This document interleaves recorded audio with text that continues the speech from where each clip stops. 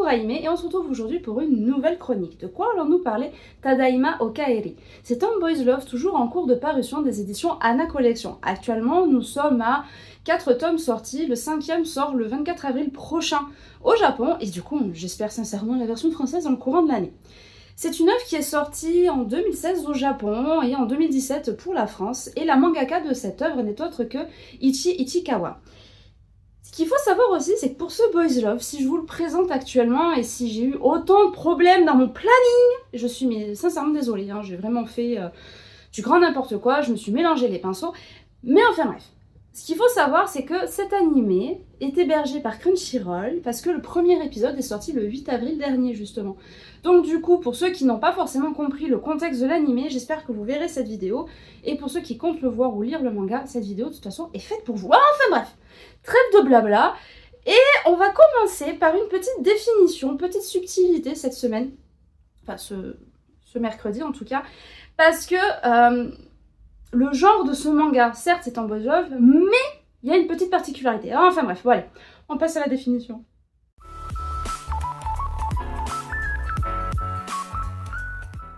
Comme je viens de vous le dire, cette œuvre est en Omegaverse. Et là vous allez me dire qu'est-ce que c'est. Lors de ma vidéo d'ailleurs que je vais vous mettre en petit i, Boys Love, Yuri et Hentai, je vous avais parlé de ce sous-genre, mais je pense qu'il est temps que je vous fasse la définition. Alors, après avoir essayé de la raccourcir, après avoir essayé d'avoir fait un résumé, etc., je me suis rendu compte que vous lire directement la définition qu'il y a dans le manga serait plus simple. D'autant plus qu'à chaque tome, vous avez justement la définition, vous avez le système de caste, vous avez le système donc du coup hiérarchique, vous avez tout qui est bien expliqué. Mais là, pour cette vidéo, je vous lis la petite def. Qu'est-ce qu'un Omegaverse ? L'Omegaverse prend son origine dans les pays anglo-saxons et avait pour vocation de parodier des univers de science-fiction, avant de percer dans les fictions en 2D. Dans la science-fiction, il s'agissait de loups-garous, hommes, dont on dépeignait les relations amoureuses, ceux-ci étant répartis en 3 catégories qui coexistaient, alpha, bêta et oméga. Le système hiérarchique mis en place est basé sur une société où les hommes dominent les femmes et où la discrimination raciale est monnaie courante, le tout dans un but satirique. Il existe un nombre incalculable de façons de présenter l'Omegaverse et autant de versions de cet univers. Comme on ignore quel est son créateur d'origine, on ne sait pas non plus exactement d'où cet univers provient. C'est cette liberté d'interprétation qui fait la richesse de l'Omegaverse. Pardonnez-moi. Évidemment, on peut penser que c'est un peu le bazar avec toutes ces interprétations et possibilités d'avoir un univers de base fixe. C'est là qu'intervient l'Omegaverse Project, qui a pour but de présenter l'Omegaverse et de permettre à ses lecteurs de l'apprécier et de comprendre plus facilement. Il veut rassembler des œuvres originales et prenantes avec les possibilités infinies et les diffuser. Ainsi, toutes les œuvres représentant cet univers sont ici répertoriées.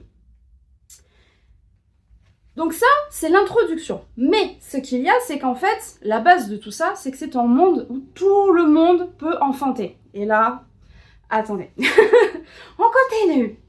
Auparavant, il y avait des hommes, des femmes en nombre équivalent. Mais suite à une baisse soudaine de la population, l'évolution a pris le relais en conséquence. Ainsi, la seule chose qui différencie les hommes et les femmes est leur apparence, car tous sont devenus capables d'enfanter. Les hommes ont désormais leur chemin de traverse connecté à un utérus fonctionnel, et lorsqu'il est stimulé, le clic des madames gonfle comme un pipou en dressé et peut expulser du fluide communément appelé fluide masculin. Je suis désolée, je m'auto-censure, ça devient ridicule, mais vous comprenez bien que c'était pour moi très compliqué de quoi qu'il arrive vous faire un résumé de tout ça. En gros, ce qu'il faut retenir, parce que là je vous ai sorti les mots savants avec des petites, comment dirais-je, un petit peu d'humour et, et beaucoup de malaise. Mais en fait, ce qu'il faut retenir, c'est surtout que l'homoparentalité, etc. sont des choses qui peuvent être monnaie courante, tout simplement. Et donc ça peut arriver puisque il n'y a pas besoin d'une femme au milieu, en gros. L'autre chose qui est à savoir, c'est que les alphas, les bêtas et les omégas, les alphas représentent l'élite de la nation. Ils représentent 20%. Donc en général, ce sont des cadres, ce sont des personnes à haute fonction et qui soumettent les autres castes. Ensuite, on a les bêtas, qui sont là à 70%. Et eux, par contre, pour le coup... il y en a certains qui, avec du travail, arrivent à montrer qu'ils peuvent être aussi bien qu'un alpha, et ils subissent quand même un peu moins cette différence de caste, mais ils la subissent quand même un petit peu. Et enfin, on a les malheureux, on a les omégas qui, eux, représentent 10% de la population. Eux n'ont pas le droit à l'enseignement, n'avaient pas le droit, en tout cas, dans l'univers de l'omégaverse, en tout cas, avant 1960, ils n'avaient pas le droit, donc du coup, à l'instruction, n'avaient pas le droit d'avoir un travail, parce que, comme ils produisent, je suis vraiment désolée pour les détails, comme ils produisent très peu de fluides dits masculins, à la place, ils sont en chaleur. Le problème des chaleurs d'un oméga, c'est que ça a tendance à retourner la tête des bêtas et des alphas, mais surtout des alphas ça a tendance à les mettre en rut, carrément. Du coup, de cette relation alpha et oméga, s'en découle une petite légende urbaine qui est le système d'âme-sœur, où en fait, c'est quand les phéromones d'un oméga entrent en résonance avec celle d'un alpha et qui fait que finalement, ils sont obligés de tomber amoureux, ils sont obligés d'être ensemble, etc., etc. Si je vous dis, dans l'univers de l'omégaverse, toujours pareil, si maintenant en fait les omégas ont accès au travail, etc., c'est parce qu'ils ont un système de pilules et d'inhibiteurs qui leur permet de couper justement les chaleurs. L'autre chose à savoir pour avoir le thème, et je pense qu'après je vais m'arrêter là parce que c'est une très très longue définition, il y a un système donc du coup de castes, et ça vous l'avez bien compris, mais c'est surtout que chacun reste à sa place. Les alphas avec les alphas, les bêtas avec les bêtas, les omégas avec les omégas, parce qu'il y a quand même beaucoup de discrimination, beaucoup de préjugés et d'injustices dues à cette différence de classe. Donc du coup, vous pensez bien que les mariages interclasses, c'est assez compliqué. Mais bref, allez, on va passer à l'histoire, et je pense que vous allez comprendre pourquoi je vous ai autant blablaté.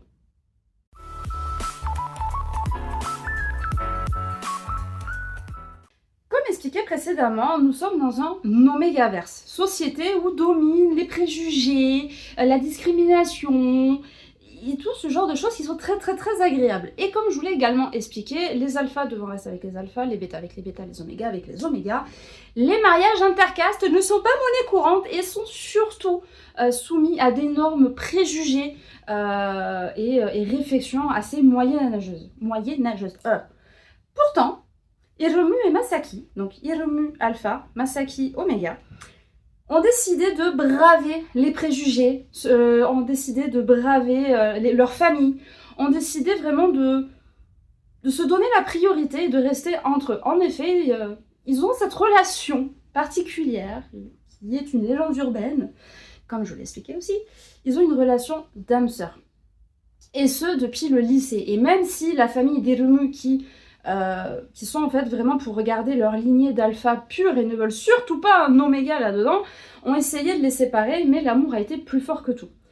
De leur union et de leur mariage est né le petit Hikari, qui est un alpha. Et en fait, on va suivre cette histoire de famille, de manière très très douce, où on a du coup deux parents qui sont totalement accros à leur fils, qui vont souvent prendre des vidéos, qui vont souvent prendre des photos, qui vont gaillatiser au possible. Mais même si, sous ces airs de mignonnerie édulcorée, de bonbons sucrés, de tout ce que vous voulez, même si ça paraît aussi très très doux et très très mignonné, encore une fois, le fond reste quand même un peu plus, pas dramatique, mais on est quand même beaucoup plus dans la dénonciation des discriminations. Et en fait, ce qui est beau, c'est que vraiment Hikari, donc leur enfant, est le centre de cette histoire et est vraiment le super-héros. Parce que si seulement dans la vraie vie, les discriminations et les préjugés pouvaient être réglés de cette manière-là, ça serait tellement mieux que de se faire des guerres ou de se prendre la tête. Et c'est ça que j'ai beaucoup aimé dans ce manga, c'est que on a de la mignonnerie en premier plan, mais le fond, il est pas du tout suffisant, il est pas mignon du tout en fait. Et la manière dont c'est mené et réglé, je trouvais ça très beau. Bref, j'arrive vraiment pas à faire de résumé sur ce manga, c'est une catastrophe.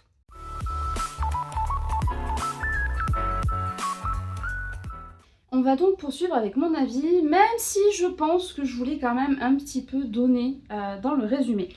Comme je suppose vous l'avez compris, ce manga, je l'aime énormément. Et très honnêtement, c'était à la base celui que je voulais vous présenter pour la Saint-Valentin, à la place de Life. C'est juste qu'en me renseignant, c'est là que j'ai vu la date de sortie de l'animé et que je me suis dit que ça serait bien de sortir à ce moment-là. Même si au moment de faire mon planning, j'ai inversé toutes les dates. Bref, c'est un autre détail. Dans ce manga, en toute honnêteté, la vie de famille n'aura jamais été aussi bien relatée. Parce qu'en fait, Hikari est un petit enfant de 2 ans, qui parle pas encore très bien, où vous allez devoir essayer de comprendre ce qu'il dit quand ils disent « je t'aime » ou ce genre de choses. Vous avez peur pour que j'ai peur. Vous avez... Mais vraiment, je passe pour quelqu'un qui est un petit peu attardé comme ça, mais je vous promets que c'est comme ça dans le manga, quand Hikari s'adresse à ses parents, etc. Aussi, l'autre chose que j'ai trouvé très belle, c'est que à l'époque où... Enfin, à l'ère du moins... D'aujourd'hui, on parle beaucoup d'éducation positive, où on dit que les enfants ne sont pas bêtes, où il faut leur parler, il faut arrêter de... Voilà, ce genre de choses. Ce manga, je trouve, représente très bien ce système éducatif qui est de... On leur parle comme si on parlait à un adulte, comme si on parlait à un enfant plus grand, en âge de comprendre. Et en fait, la capacité d'Hikari de comprendre les choses, la mangaka a fait en sorte pour qu'il les comprenne, oui, mais façon enfant non plus, avec l'innocence d'un enfant. Façon enfant... Oh, bref, je suis fatiguée, je crois. Et en vrai, c'est ça qui est touchant, parce que du début à la fin, enfin même si c'est pas encore fini, mais là, pour l'instant, vous êtes vraiment dans ce truc où Hikari découvre, où en fait, Hikari va permettre de rallier des gens autour de ses parents, parce qu'en fait, le problème quand vous êtes intercaste, c'est que ce n'est pas les préjugés de par la famille, c'est les préjugés des gens de manière générale. Donc du coup, être amené à déménager parce que Masaki, malheureusement, subissait de la part des voisins beaucoup d'inégalités, beaucoup ouais, limite de harcèlement en fait, même si on n'est pas encore trop rentré dans les détails dans le manga. De toute façon, c'est expliqué dès le début, en fait, on nous dit qu'ils sont en train de déménager, et bon bref. Et ça m'a fait très très mal au cœur, parce que... je trouve que l'Omégaverse, de manière générale, a tendance, enfin pas pour les Omégaverses fantastiques, mais pour celui-ci en tout cas, montre plutôt la condition de la femme. Et ça, je trouve que c'est une manière détournée de montrer cette condition, mais au masculin, où là, en l'occurrence, c'est un homme qui subit l'oppression. Et la manière dont c'est amené, j'ai trouvé ça, je trouve que c'est très bien fait, voilà, encore une fois, parce que on a aussi ce système de clichés, mais un cliché qui va bien dans leur famille, puisque Hiromu, donc du coup, est cadre dans une très grande entreprise. Quant à Masaki, lui, il est homme au foyer. Parce que, de par sa condition d'Oméga, c'est compliqué pour lui de trouver du travail, et puis quoi qu'il arrive, il est tellement à fond sur son fils que il préfère s'occuper de son enfant. Mais vous voyez, c'est ce genre de choses qui sont dans le fond du manga. Et qu'on a tendance à oublier, parce qu'on se laisse emporter par la mignonnerie d'Hikari, et on oublie que le fond, c'est pas tendre, comme je vous l'ai dit encore une fois précédemment. En tout cas, une chose est sûre, c'est qu'il y a quelque chose que je peux, encore une fois, vous assurer, c'est que vous allez totalement fondre sur cette petite bouille d'Hikari. Et pour poursuivre mon avis, ce que j'aurais tendance à dire aussi, c'est que le manga, ça a été une très très belle surprise. Je vous mets de toute façon le lien de l'animé dans la description. Par contre, il faut avoir un compte Crunchyroll, sachez-le. Et en fait, vraiment... j'ai trouvé ça trop chaud parce que l'animé respecte vraiment le manga. On a vraiment cette musique un peu enfantine, ces décors édulcorés, les personnages... C'est exactement comme je l'avais imaginé, donc j'avoue que j'ai vraiment adoré regarder ce premier épisode. Et là où je vous dis que pour ceux qui l'ont déjà vu, cette vidéo pourra vous aider pour comprendre le domaine, c'est qu'en fait, ils ont fait l'animé, mais il n'y a pas la définition d'oméga, etc. Donc peut-être qu'ils vont l'introduire à un moment donné dans l'animé. Actuellement, c'est pas le cas, puisqu'on se demande comment ça se fait que Masaru a une espèce de... Masaki, pardon, oula, j'ai mélangé Hiromu et Masaki, a une espèce de rond à la nuque. C'est pas un rond en pointillé, c'est une morsure. Lorsqu'un alpha et un oméga s'accouplent, l'alpha marque son oméga en le mordant. Et en fait, en faisant ça, les phéromones de l'alpha entrent dans l'oméga, et donc du coup... il n'y a que là, en l'exemple d'Hiromu et Masaki, il n'y a qu'Hiromu qui sera sensible aux chaleurs de Masaki. Les autres alphas, ça leur fera rien, ils ne les sentiront pas. Voilà, ça c'était l'autre détail. C'est particulier à parler comme ça, mais l'avantage c'est que la prochaine fois que je vais vous en présenter un, je n'ai plus besoin de vous faire ces explications, et je vous mettrai cette vidéo en i, comme ça vous saurez où aller. Et je voulais aller vite et court, et ça va être problématique. Bon allez, c'est parti, on va passer à la qualité graphique.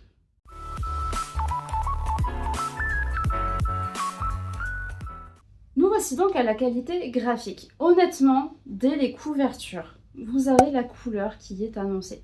Parce que les couleurs sont sobres, mignonnes et mettent vraiment en avant la complicité de la vie de famille. Et c'est totalement ce que vous allez avoir dans le manga. Parce que les parents, c'est beaucoup d'amour, beaucoup de bisous, beaucoup de mougnou. Et avec leur enfant, c'est beaucoup de câlins, beaucoup de tendresse. Mais je crois que là, je suis en train de vous faire un petit bout de conclusion. Je crois que je me suis un petit peu avancée.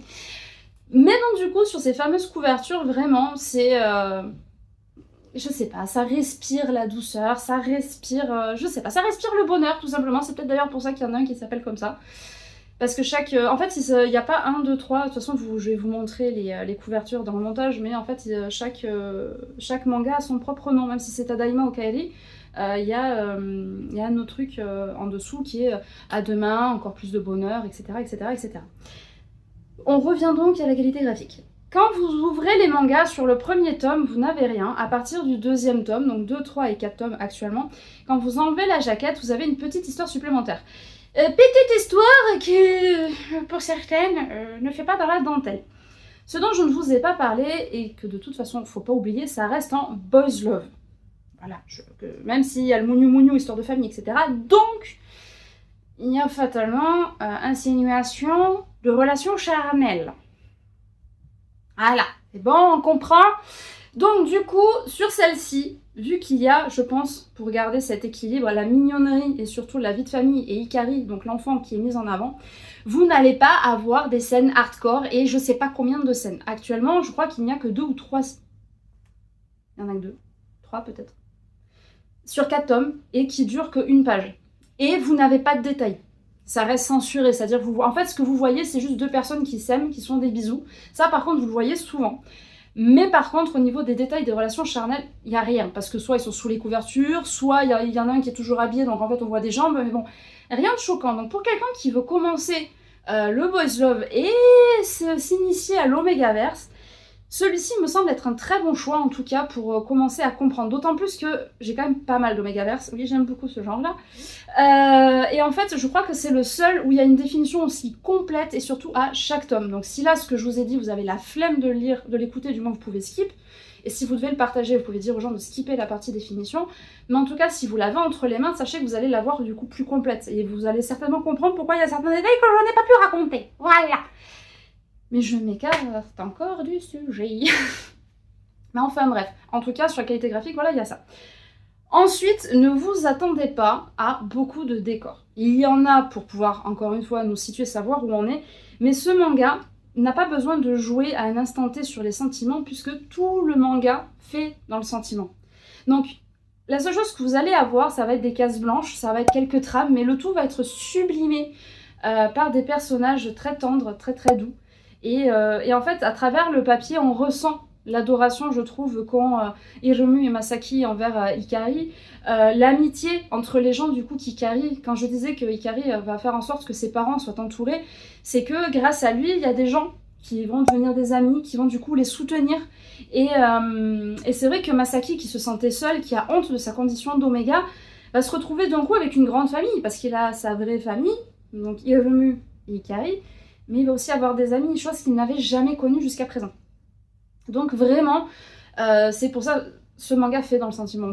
Je peux rien vous dire de plus, vraiment c'est ça, donc vous avez beaucoup de cases blanches. Par contre, les personnages sont juste très très beaux.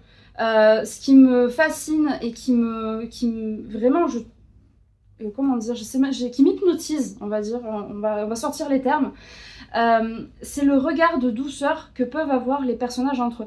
Comme je vous l'ai déjà dit, sur les mangas, j'aime regarder les détails des regards, etc. Et ici, vraiment, je ne suis absolument pas déçue.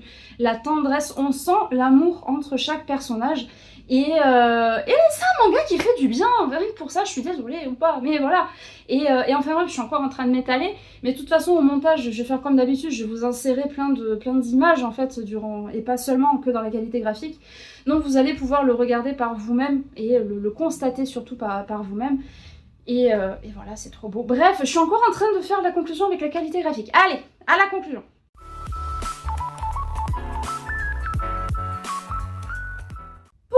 Je pense qu'on le sait, j'adore ce manga. C'est clairement un de mes boys love préférés. Hors catégorie cette fois, très sincèrement, parce que la beauté du tout simplement, je trouve que ça fait du bien. C'est une petite bouffée d'air frais. Pour ceux qui s'y connaissent en manga, je n'ai pas souvenir qu'il y ait des shoujo ou seinen ou autres qui poussent justement la vie de famille à ce point-là, où en fait le manga se fait sur la vie de famille. Donc si certains d'entre vous connaissent des titres sur ce genre-là, n'hésitez pas à m'en parler, à me le dire, soit en DM sur Instagram, d'ailleurs je vous mets le petit nom ici, soit là dans les commentaires de la vidéo, parce que très sincèrement, J'aimerais bien voir comment est abordée la famille dans le manga, parce qu'actuellement, soit je vois des familles un peu compliquées, mais c'est surtout que c'est avec des adolescents. On n'a pas vraiment ce côté de la petite enfance, donc j'avoue que ça pourrait être quelque chose qui m'intéresse, ne serait-ce que pour faire un comparatif de comment c'est abordé dans le shoujo ou seinen, plutôt que... et de shosei d'ailleurs, pas seinen, ça va plus moi, et par rapport au boys love. Donc voilà, bref, je pense que j'ai assez blablaté durant toute cette chronique, hein. Je pense que vous en avez marre, que vous avez qu'une note, c'est que je m'arrête, et vous inquiétez pas, je vais m'arrêter. Donc comme d'habitude, si vous avez aimé cette chronique, n'hésitez pas à liker et partager et faire un petit commentaire, voilà. Si vous savez pas quoi mettre, vous faites même un emoji, ça me suffit, je serai contente et je comprendrai le message. Et en attendant, mais je vous dis à pas si loin que ça, puisque prochaine chronique vendredi. Cette semaine, elle est très sportive, hein, vraiment, voilà. Donc du coup, on se dit à vendredi, ce vendredi-là, dans 2 jours. Oui, c'est ça, dans 2 jours, oui, parce que vous l'avez mercredi. Bref, on va y arriver. Donc je vous fais tout plein de bisous, et on se dit à vendredi pour une nouvelle chronique. Ciao, ciao.